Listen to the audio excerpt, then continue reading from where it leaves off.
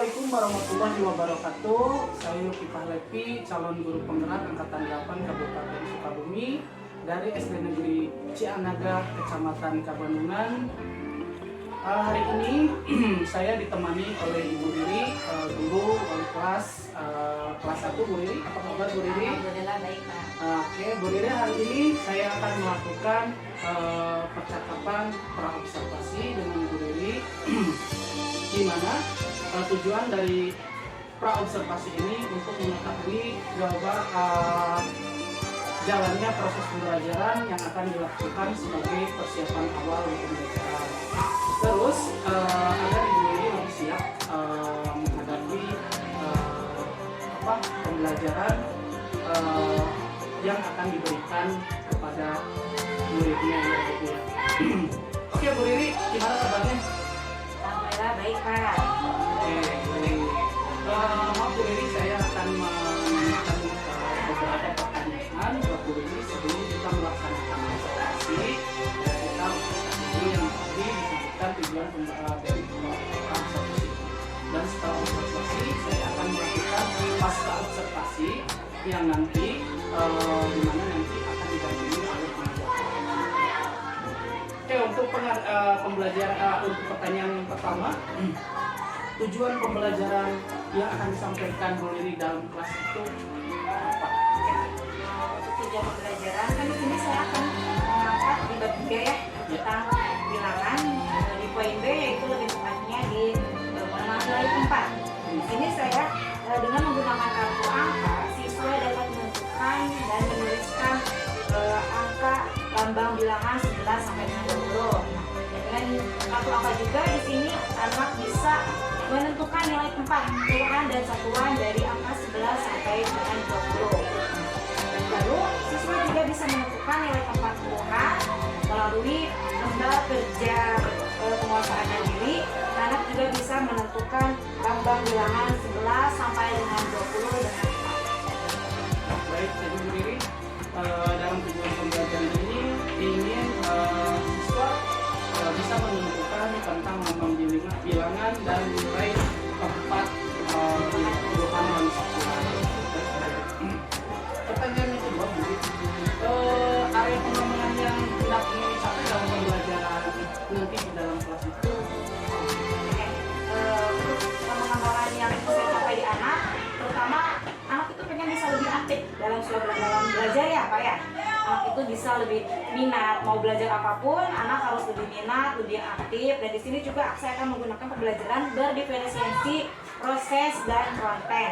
Nah, supaya anak juga dilatih untuk kemandiriannya, lebih percaya diri ketika anak saya kasih tugas apapun itu. Oke, jadi di area pengembangan itu Bu Riri ingin peserta didik dalam pembelajaran ingin lebih aktif, termotivasi gitu ya dalam menampilkan gaya belajar berdifferensiasi tersebut. Bagus seperti itu.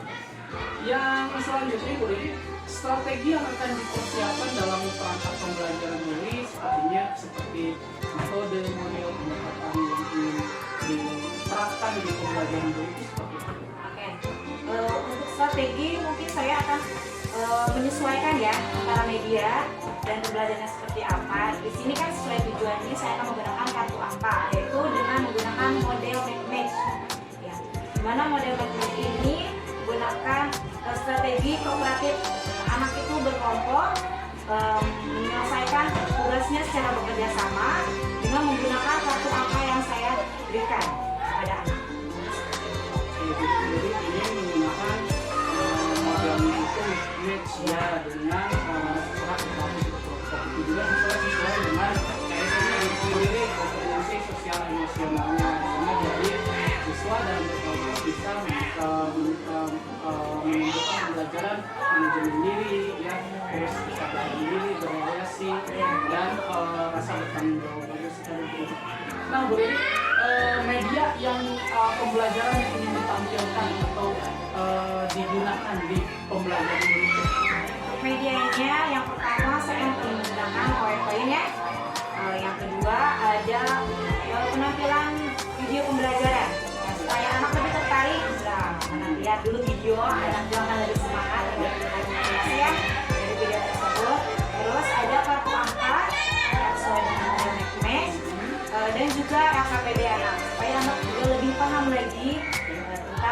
pembelajaran nilai tempat.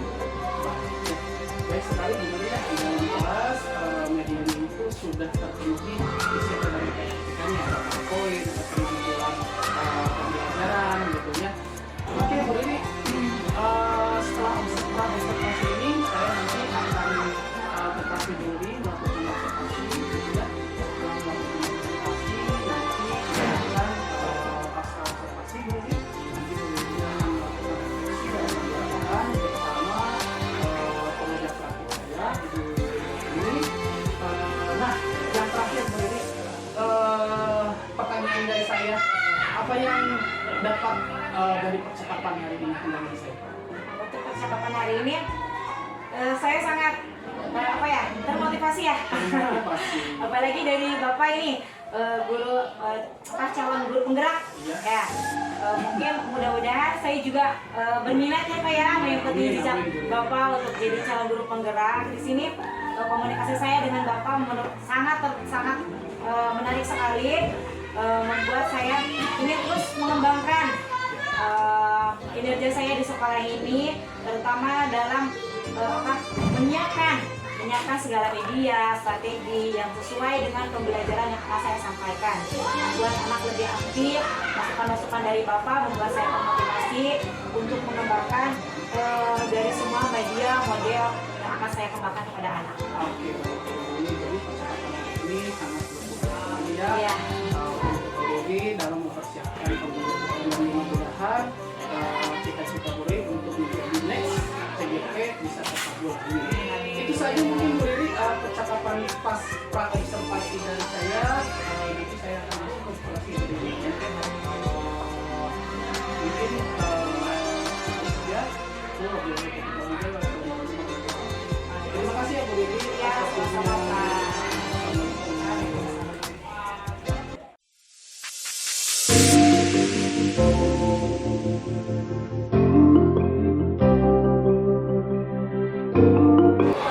Assalamualaikum warahmatullahi wabarakatuh. Waalaikumsalam warahmatullahi wabarakatuh. Apa kabar semuanya? Alhamdulillah luar biasa. Allahu Akbar.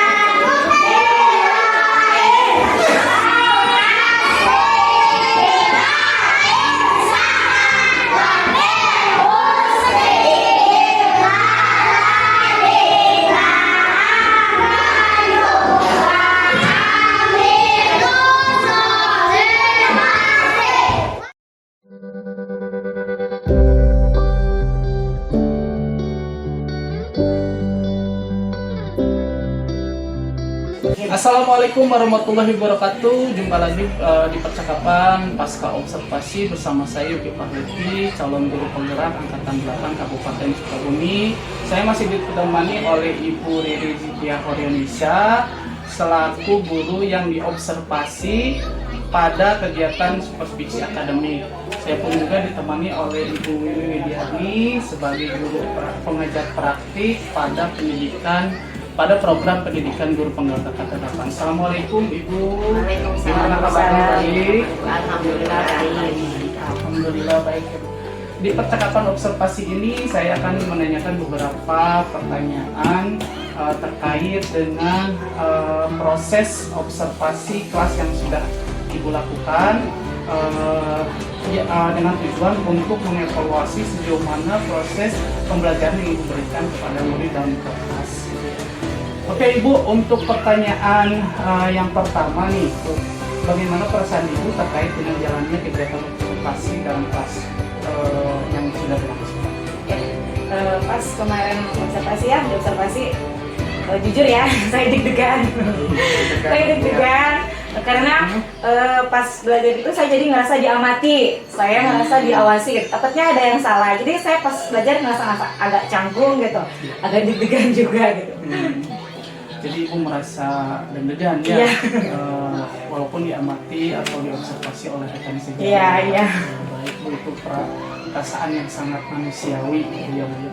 Baik Ibu, pertanyaan yang kedua nih, saya ingin tolong diceritakan kembali area pengembangan yang dilakukan di dalam kelas gitu ya. Kemudian tahapan-tahapan atau langkah-langkah pembelajaran apa yang Ibu lakukan di dalam kelas. Oke, untuk kalau tahapannya tentunya kan saya membuat perangkat pembelajarannya. Iya. Dimana untuk area pengembangannya itu saya membuat anak menjadi lebih aktif dalam menentukan nilai tempat puluhan dan satuan dari bilangan 11 sampai 20. Di situ anak diajarkan untuk bisa melatih kemandiriannya dan bisa percaya dirinya dengan kegiatan pembelajaran yang saya lakukan, yaitu berdiferensiasi konten dan proses. Baik. Jadi kita memberikan proses pembelajaran yang berdiferensiasi tadi ya, proses dari konten gitu. Iya. Sangat baik sekali ya Bu ya untuk memenuhi kebutuhan muridnya. Nah Ibu, kalau gitu saya ingin tanya di sejauh mana ini perkembangan yang Ibu sudah sampaikan tadi, apakah sudah berhasil dilakukan di dalam kelas atau belum? Kalau misalkan saya beri nilai 1 sampai 10 gitu, Ibu memposisikan Ibu dalam proses pembelajaran kemarin itu di posisi ini. Menurut saya alhamdulillah ya, kemarin alhamdulillah berjalan dengan baik, juga berhasil, walaupun masih ada kekurangan-kekurangan ya. Walaupun saya udah jalan dengan baik, tapi masih ada aja kekurangannya gitu. Untuk skor, saya beri nilai kemarin itu keberhasilannya mencapai 8, ya, ada 8. Cukup baik ya Bu ya, Alhamdulillah. karena terlihat sekali dalam proses pembelajarannya sangat interaksi murid sama ibunya saling berinteraksi. Iya. Ya. Baik Ibu, ke pertanyaan kedua nih, tadi kan Ibu menyebutkan kekurangannya. Kekurangannya atau kendala-kendala apa yang Ibu hadapi pas waktu proses pembelajaran bersama murid dalam Untuk kekurangan dan hambatan dalam setiap proses pembelajaran pasti ada ya, bukan cuma saya sendiri, bahkan guru-guru yang lain pasti mengalami hambatan-hambatan dalam proses kegiatan pembelajaran. Karena di sini kita menghadapi anak-anak yang berbagai karakter, bermacam-macam sifat. Di sini saat proses kemarin, kekurangan yang saya lihat di anak-anak yaitu masih ada anak yang kurang minat dalam pembelajaran, jadi anak masih belum ada yang belum aktif gitu dalam pembelajaran kemarin. Jadi ada beberapa siswa yang belum aktif dan Iya. belum minat secara sepenuhnya atau belum hadir secara sepenuhnya di proses pembelajaran ini. Iya.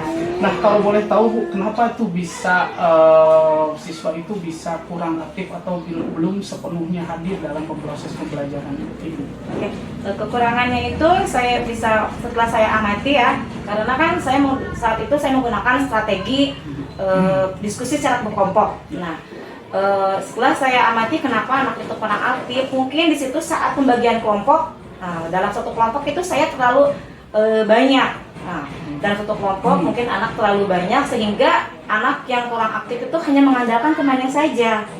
Nah, karena saya membentuk kelompok itu secara heterogen, jadi mungkin si anak itu tidak merasa dekat dengan teman kelompoknya, jadi dia merasa kurang berminat seperti itu. Tapi setelah saya pikirkan hambatan itu, mungkin kedepannya saya akan merubah strateginya, seperti membuat kelompok dengan kelompok kecil, mengurangi jumlah yang terlalu banyak, dan mudah-mudahan dengan cara seperti itu membuat gaya belajar yang mereka inginkan, membuat proses belajar menjadi lebih kondusif lagi.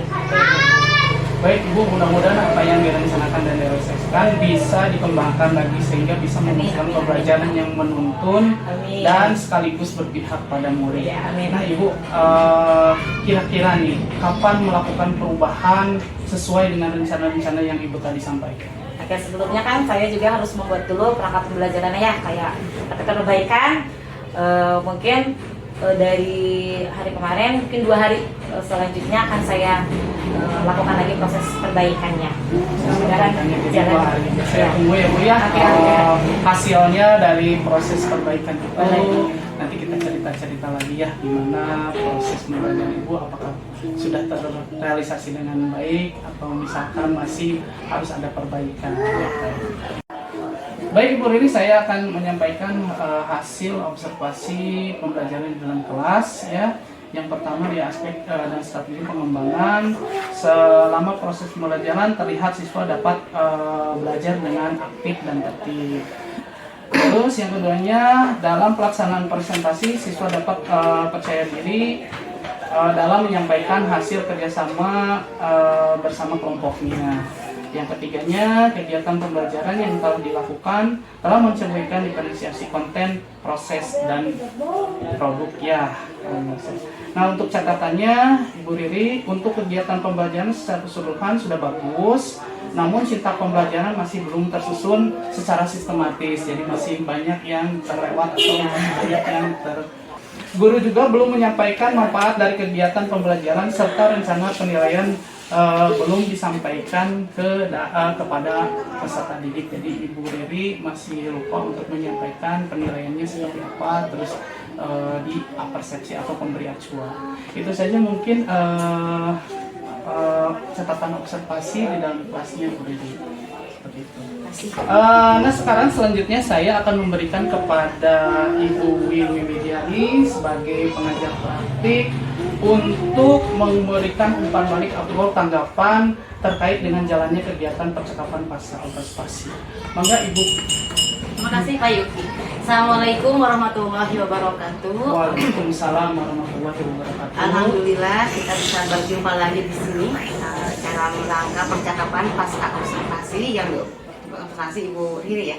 Saya ucapkan banyak terima kasih kepada Ibu Riri yang telah membantu Pak Yuki dalam melaksanakan tugasnya. Itu salah satu tugas kami Bu. Di guru penggerak itu ada tugas di mana CGP harus mengobservasi teman sejawatnya. Dan alhamdulillah Bu Riri sudah melaksanakan dengan baik. Tadi saya mendengar percakapan itu dari mulai murid yang kurang aktif atau yang lainnya juga. Mudah-mudahan dengan adanya ini kita bisa lebih mengaktifkan murid lagi.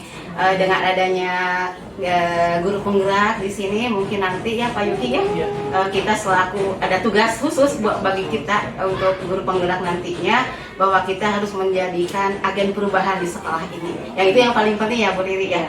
Dan saya ucapkan apresiasi sekali kepada Bu Riri dan kepada Pak Yuki juga yang telah menyelesaikan tugasnya dengan baik dan sangat bersemangat sekali. Tetap berkarya Pak Yuki, semangat selalu.